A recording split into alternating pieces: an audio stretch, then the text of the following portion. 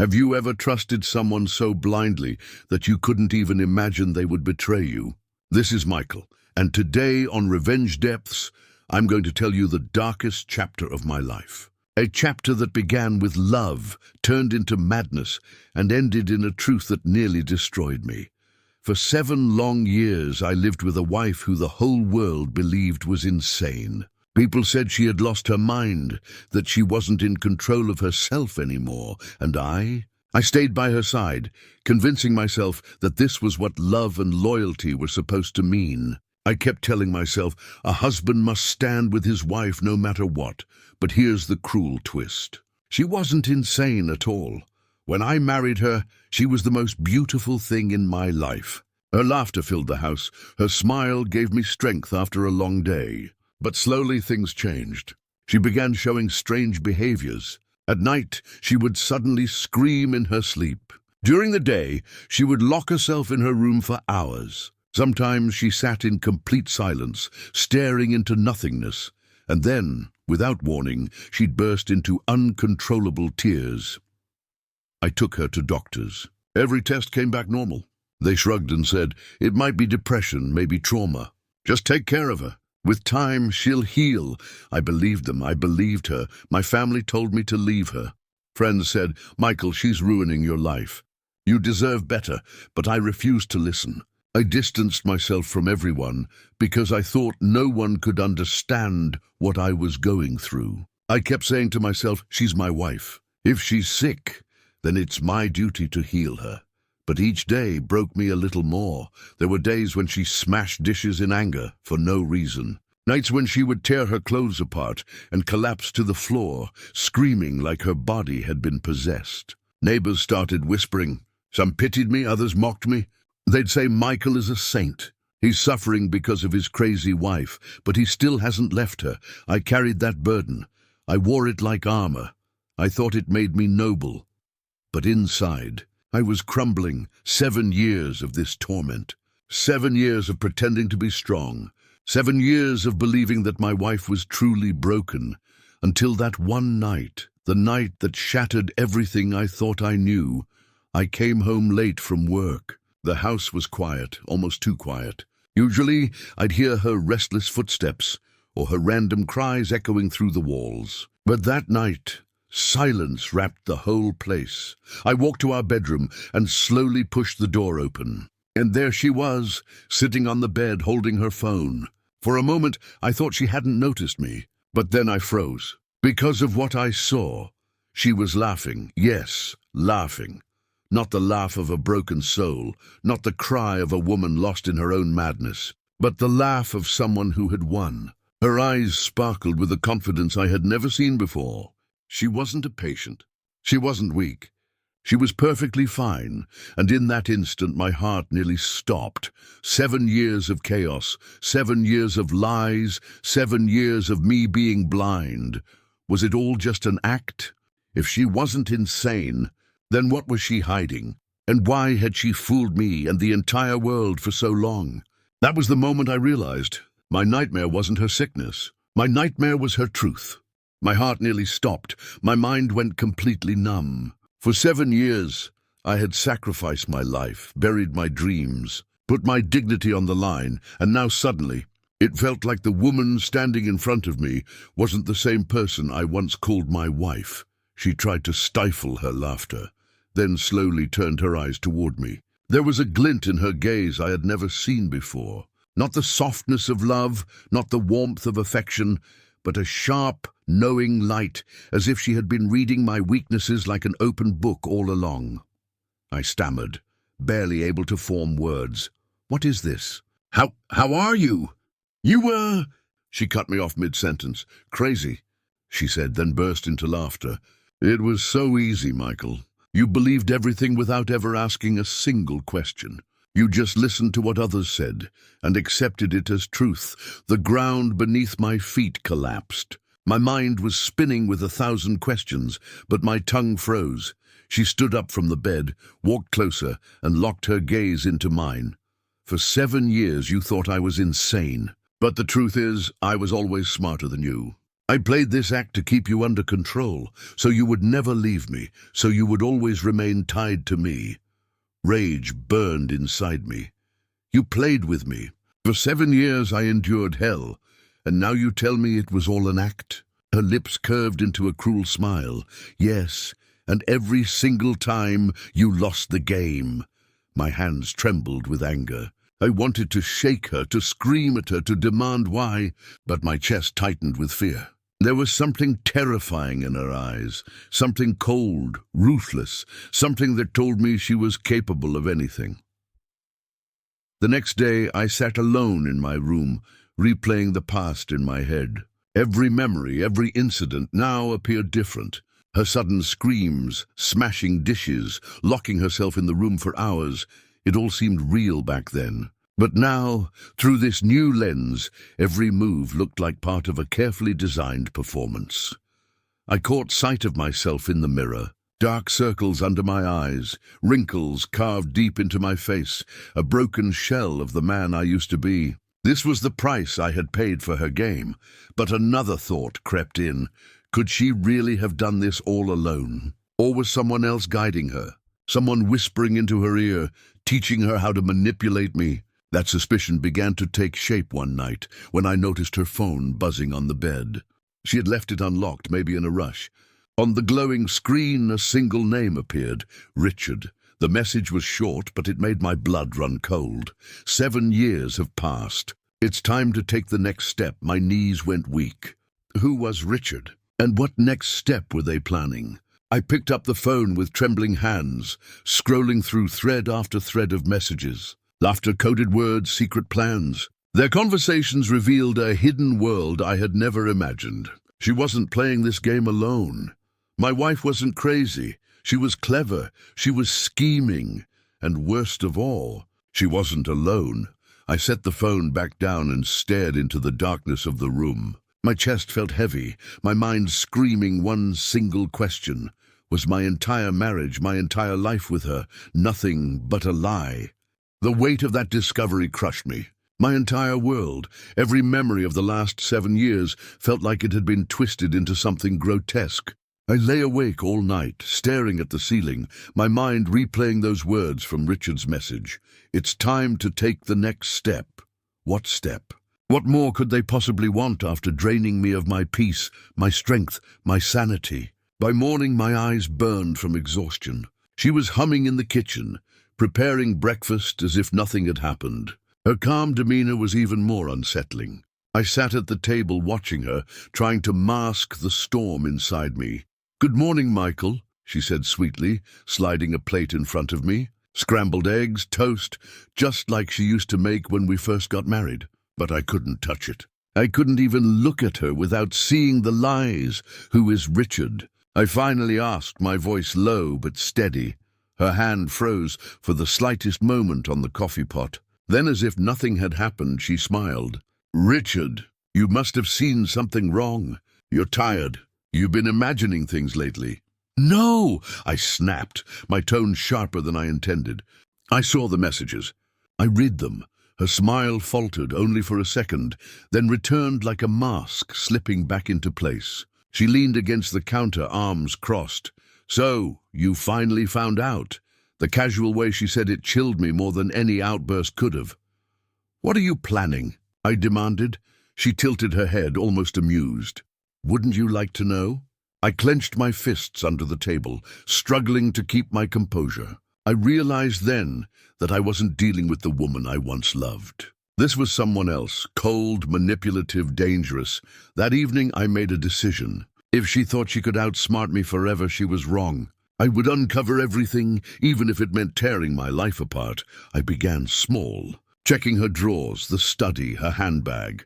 At first, nothing. But then, hidden beneath old papers in her nightstand, I found a small envelope. Inside were photographs, my breath caught in my throat. They weren't just pictures of her and Richard together, they were pictures of me too. Me leaving for work, me at the grocery store. Even me sitting alone in the living room unaware. I felt my stomach twist. Someone had been watching me, documenting my every move. And she had been keeping it all. When she came into the room later, I shoved the envelope toward her. What the hell is this? Her eyes flickered with something sharp. Annoyance, not fear. Insurance, she said flatly, in case you ever tried to leave or expose me. Richard always said we should be prepared. Her calm tone made my blood boil. Prepared? You've been treating me like a prisoner, like some kind of experiment. Don't be so dramatic, Michael, she replied, walking past me as if I hadn't spoken, but I couldn't let it go. That night, while she slept, I sat in the dark living room, clutching those photographs. My mind was spinning, my pulse racing. This wasn't just betrayal, it was a conspiracy. I realized then that Richard wasn't just some lover. He was more than that. He was a partner in a scheme I had only scratched the surface of. And if they had been planning this for 7 years, then whatever was coming next would be worse, much worse. For the first time, a spark of something other than fear lit inside me. It was anger, yes, but also resolve. If they thought I would be their victim forever, they underestimated me. I whispered into the empty room, almost to myself. You've played your game for 7 years. Now it's my turn. The next morning, I woke up with a clarity I hadn't felt in years. For 7 long years, I had lived under her shadow, confused, manipulated, and broken. But now I had proof. I'd seen the messages, the photographs, the smirk she wore when her lies were exposed. The time of playing along was over. I watched her across the breakfast table. She looked the same as always, calm, composed, almost angelic in the morning light. But I knew better now. Behind those gentle eyes hid a serpent. Are you going to work today? She asked casually, sipping her tea. Yes, I replied, forcing a smile. I have a lot to do, but in my mind I was already planning. I wasn't going to work. Not today. Today, I would start unraveling her carefully woven web. After leaving the house, I drove straight to a friend I hadn't spoken to in years, Daniel. Back in university, Daniel and I had been close, but life had taken us down different paths. He was now working in private security and had connections in places I didn't. If anyone could help me dig deeper into Richard, it was him. Daniel's eyes widened when I told him my story. 7 years pretending to be insane. That's twisted, mate. And this Richard fellow sounds dangerous. You sure you want to keep poking at this? I don't have a choice, I said firmly. They've stolen years of my life. If I don't fight back, they'll take everything else too. Daniel leaned back, rubbing his chin. All right, I'll see what I can find. But you need to be careful. If she's been this patient, this calculated, it means she's planning something bigger. His words sent a shiver down my spine. That night, when I returned home, she was waiting for me in the living room. The lights were dim, her face partly hidden in shadow. She looked at me with an expression I couldn't quite read, half curiosity, half suspicion. You're late, she said softly. I had work, I replied. She tilted her head, smiling faintly. You've been different lately, Michael. Almost like the old you. It's strange. For years you were dull, lifeless, and now... She paused, her eyes narrowing. Now I see fire in you again. What changed? My heart pounded, but I forced a calm expression. Maybe I just got tired of being broken, she laughed. A low, unsettling laugh. Be careful, Michael. Strength doesn't suit you. You might end up hurting yourself. Her words lingered in the air long after she went upstairs. It wasn't just a warning, it was a threat. The following days, Daniel started sending me information. Richard wasn't just some random man. He had a history. Fraud cases, extortion, even rumors of blackmail. And the most disturbing detail, he had vanished from public records about 7 years ago, exactly when my wife had started her illness. It hit me like a punch to the chest. This wasn't coincidence. She and Richard had planned it together. Her pretending to be insane wasn't just a trick to torment me, it was cover, a disguise. While I wasted away, she and Richard had been building something behind the scenes. But what? I confronted her again, this time with more confidence. What happened to Richard? I asked, standing in the doorway of our bedroom. She looked up from her book, her expression calm, almost amused. Richard is where he needs to be. What does that mean? I pressed. She closed the book slowly, placed it on the nightstand, and met my gaze. It means you're asking too many questions. And questions, Michael, can be dangerous. My blood ran cold, but I didn't back down. I don't care how dangerous it gets. You've lied to me for years, stolen my life. I will find the truth. Her smile faded then. For the first time, I saw a flicker of something, fear, maybe, or rage, flash across her face. But it was gone in a second. "Good night, Michael," she whispered, turning off the lamp. I stood there in the dark, my fists clenched, my heart thundering. She thought she could intimidate me into silence. But she was wrong. This was only the beginning.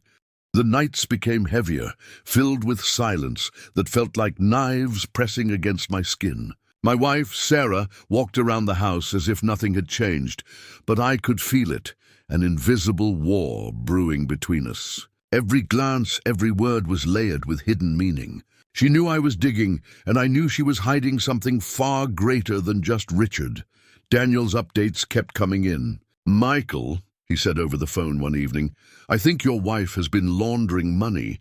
There are accounts linked to her name overseas, and Richard's fingerprints are all over them. Whatever they're doing, it's big and dangerous." I gripped the phone so tightly my knuckles went white. Laundering money?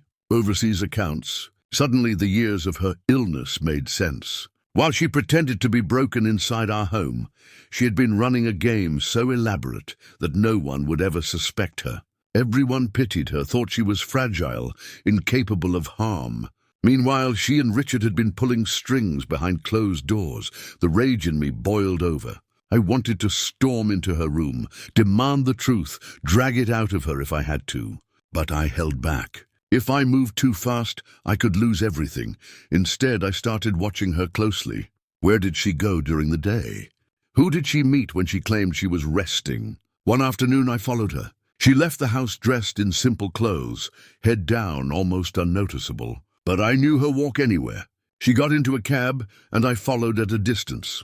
The cab stopped outside a quiet townhouse on the edge of the city. My chest tightened as I saw a familiar figure waiting at the door, Richard. Alive, smug, and very real, they embraced briefly, not like lovers, but like partners in crime. I stayed hidden, snapping photos with my phone, my hands trembling. Proof. Finally, undeniable proof. I drove back home, my head spinning. They weren't just scheming behind my back, they were planning something big. And I knew if I didn't act soon, I might not survive whatever they had in store. That evening, I confronted Sarah again, this time prepared. "I saw him," I said coldly. "Richard." "Don't bother denying it," her face froze. For the first time in years, she couldn't mask her expression. A flicker of shock, then anger, then that same cold smile returned. "You're smarter than I thought," she whispered. "But too late, Michael. Much too late. What are you planning?" I demanded. "Why the lies? Why the years of pretending?" She leaned closer, her voice low and venomous. "Because, my dear husband, you were the perfect cover. No one looks twice at a woman with a mentally unstable man. No one suspects her. And while you drowned in your misery, I built an empire. Money, power, freedom, all hidden in plain sight." I staggered back, her words cutting deep. She had used me. Every tear, every act of madness, every moment she made me believe she was broken. It had all been theater. And I had been the audience, trapped in her play, but then she said something that made my blood run cold. "And now," she continued, "you've seen too much. Richard and I can't let you ruin what we've built. So, Michael, enjoy your last few days, because soon you'll be nothing more than a memory." I stared at her, my heart pounding like a drum. For the first time, she wasn't hiding behind her mask. She had shown me her true face, a face of pure, calculated evil. But what she didn't know was that I was done being her victim. This wasn't the end of me. It was the beginning of her downfall. That night I didn't sleep. Sarah's words played in my head like a broken record. "Enjoy your last few days." It wasn't just a threat, it was a promise. And I knew Sarah well enough to understand that when she promised something, she delivered. But what she didn't count on was that I had already stopped being the fool in her game. I called Daniel first thing in the morning. "Listen carefully," I said, my voice low and steady. "She and Richard are planning something dangerous. I need evidence, solid, undeniable evidence that will bury them both. Daniel hesitated. Michael, if what you're saying is true, then we're not just dealing with fraud. This is organized crime. If you're not careful, they could. They already planned to, I cut him off.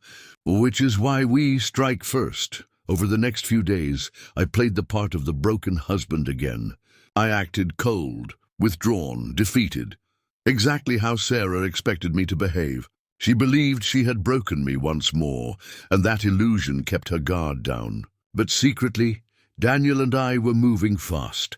I set up hidden cameras around the house, small enough that Sarah wouldn't notice. I bugged her phone with the device Daniel provided. Every whispered call, every text, every meeting, it was all being recorded. One evening, as Sarah locked herself in her room to rest, her phone buzzed. Through the bug, I heard Richard's voice, rough and impatient. "It's almost time," he said. "Once the funds are cleared, we're gone." "But what about Michael?" Sarah's laugh was cold, chilling. "Don't worry. By next week, he won't be a problem anymore. I already have everything arranged." My stomach twisted, but I kept listening. They spoke about offshore accounts, coded transfers, and the final step of their plan, running away together with millions of stolen dollars. But what made my blood boil was the casual way Sarah spoke about me, as if my life was just an obstacle to be erased. I saved the recording, every second of it, proof, evidence. Finally, I had what I needed. The next step was dangerous. I had to confront Richard directly. I arranged to accidentally run into him at the townhouse where I'd seen them meet. He was surprised to see me, but his arrogance didn't falter. Well, Richard sneered. "The broken husband shows up. You should have stayed in your cage, Michael." I didn't flinch. "I know everything. The accounts, the transfers, the plan to kill me. It's all recorded. And if anything happens to me, the evidence goes straight to the police." For the first time, Richard's smirk faltered. His jaw clenched, his eyes narrowing. "You're bluffing." "Try me," I said coldly. "One wrong move, and both of you will spend the rest of your lives rotting in prison." We stood there, locked in silence. I could see the rage building in him, the urge to snap my neck right there. But he didn't. He couldn't. He knew I wasn't bluffing. I turned and walked away, my heart pounding, but my resolve stronger than ever. This was no longer about survival. This was about justice. Back home, Sarah looked at me strangely that evening. She sensed something had changed in me, but she couldn't put her finger on it. "You look different," she murmured. I smiled faintly. "Maybe I've just accepted things." She chuckled softly, misreading me completely. "Good. Acceptance suits you, but in my mind I was already planning her downfall." The pieces were moving, and soon, very soon, her carefully built empire of lies would collapse on top of her. She had played me for 7 long years. Now it was my turn to play her. The silence in the house after their arrest was almost unbearable. For 7 years, my life had been filled with noise. The endless charade of Sarah's false madness, the secret meetings with Richard, the constant creak of lies beneath every word. Now it was quiet. Too quiet. The clock ticked louder than my own heartbeat, reminding me with every second that the war wasn't over yet. The next morning, Daniel arrived, carrying 2 cups of coffee. He didn't say anything at first, just sat opposite me, letting me process. Finally, he spoke. "They'll try to twist this, Michael. Richard will hire the best lawyers money can buy. Sarah might claim manipulation, say she was forced. You need to be ready." I nodded, though part of me still couldn't accept it. Sarah had played her role too perfectly for too long. Could she have really been forced? Or was she as cunning as Richard all along? I remembered her laughter during their late-night meetings, the way she mocked my ignorance. No, she wasn't innocent. She had chosen this path, the police called later that afternoon. Richard was denying everything, of course, but the evidence was stacked too high. Wire transfers, recordings, even video proof of their planning. As for Sarah, she'd broken down during interrogation. The detective's voice was calm but sharp as he told me she admitted her part, but claims Richard pressured her. Said she had no choice, no choice. The word stung like acid. She'd had a choice every day for 7 years. to tell me the truth, to end the lies, to walk away. But she stayed. She chose comfort, greed, and betrayal. That night I sat by the window staring at the stars. My heart was heavy, not just with betrayal but with grief. Grief for the woman I thought I'd married, grief for the years stolen from me, grief for the love I'd wasted on someone who never truly existed. Daniel interrupted my thoughts. You should tell your story, Michael. Not just for yourself, but for others. There are people trapped in lies, blinded by trust. They need to hear this. And so I began writing. Every detail, every scar, every moment when I doubted my sanity, I poured it all onto the page. It wasn't just revenge anymore. It was survival. It was reclaiming my voice. Weeks passed. The trial date was set. Richard's empire crumbled as the banks froze his accounts and business partners fled. Sarah's family avoided me, ashamed of what she had done, and I felt something I hadn't in years, strength. The day of the hearing, I stood before the judge, my evidence laid out like a map of betrayal. Richard sneered from across the room, still clinging to his arrogance. Sarah avoided my eyes, her face pale, her hands trembling. For once, I wasn't the broken man in the shadows. I was the one holding the truth, and they were the ones exposed to the light. The verdict wasn't immediate, but it was inevitable. The weight of the evidence, the recordings, the bank statements, it was too much to deny. Justice moved slowly, but it was moving, and I was finally free of the chains they had wrapped around me for so long. As I left the courthouse, Daniel clapped a hand on my shoulder. It's over, Michael. They can't take anything more from you, but deep inside, I knew it wasn't just about what they had taken. It was about what I had regained. My dignity, my truth, my life. And standing there, outside that courthouse, I whispered to myself, this is not the end. This is the beginning of who I was always meant to be. The courtroom was packed. Every eye was fixed on me. Richard stood there with arrogance written all over his face, while Sarah still tried to wear that fake mask of innocence, the same mask that kept me trapped in misery for 7 long years. But this time, things were different. This time, I had the truth. My lawyer laid out the evidence one piece at a time. Every document, every recording, every testimony, it all screamed the same thing. I was innocent. Silence fell over the courtroom. Sarah's tears dried instantly. Richard's proud smirk faded into fear. For the first time, I saw them shaken. The very people who made me live like a prisoner in my own life. Then came the words I had been waiting to hear for years. This court declares Michael innocent. Sarah, your lies end here. Those words felt like 1,000 chains breaking at once. 7 years of darkness shattered in a single moment of light. When I stepped outside the courthouse, the air itself felt different, fresh, free, alive. I looked up at the sky and whispered to myself, justice is slow, but when it comes, it is unstoppable. And now, as I share this story with you, I want you to remember one thing. No matter how powerful a lie may seem, the truth always finds its way. Outro for your channel. This was the story of Michael, a man who carried the weight of betrayal for 7 years, only to rise through the power of truth. Did this story touch your heart? Did it make you feel the pain, the anger, and the final triumph? Let me know in the comments below. And don't forget, you're watching Revenge Depth, where every story is not just told, it's felt.